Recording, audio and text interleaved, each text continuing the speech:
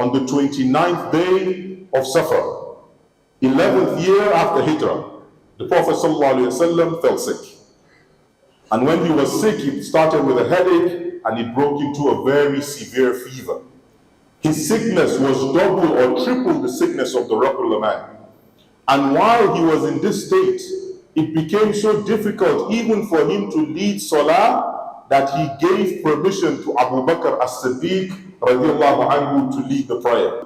And one day he made an admonition in front of the Sahabas and he said to them, a slave of Allah has been given a bargain or has been given an opportunity by Allah to either choose of this world or return to that which is with Allah, and that slave chose what is with Allah.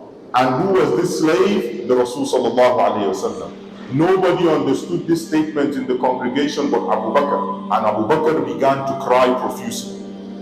In this state, the Prophet sallallahu alayhi wasallam still continued until finally, at the last moment of his life, the Rasul sallallahu alayhi wasallam sought for permission to stay in the home of Aisha radiallahu ta'ala anha from his other wives, and they approved.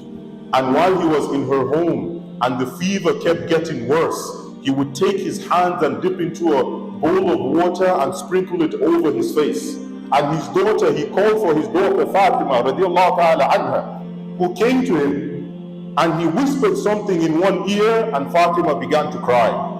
And then he whispered in another ear and she began to laugh.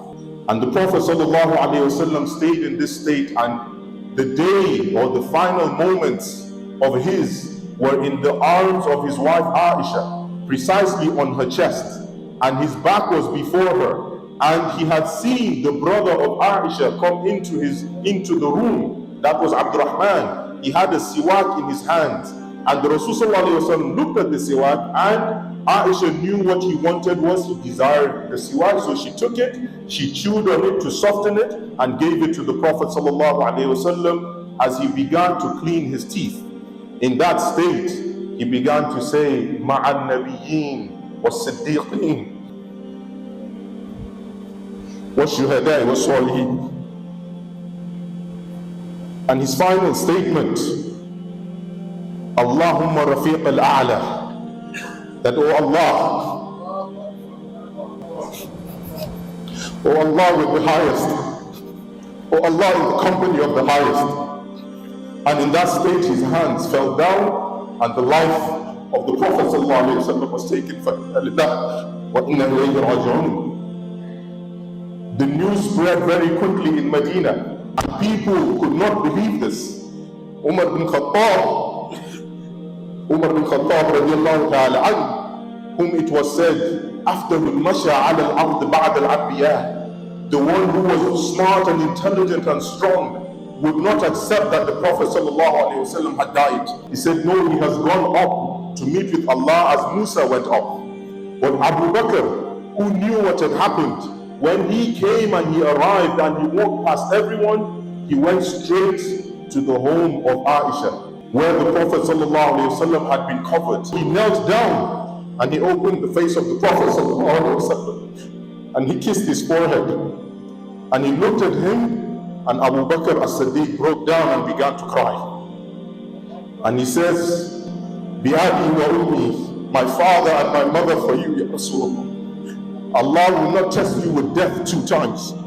And he goes out to the congregation when everyone is speaking, and he makes his famous statement, Man kana minkum ya'budu Muhammad, fa inna Muhammadan qad mat. Wa man kana minkum ya'budu Allah, فَإِنَّ اللَّهَ حَيٌّ لَا يَمُوتُ. Whoever from amongst you worships Muhammad sallallahu alayhi wasallam, then know that he has died. But whoever worships Allah, then know that Allah is ever living and he will never die.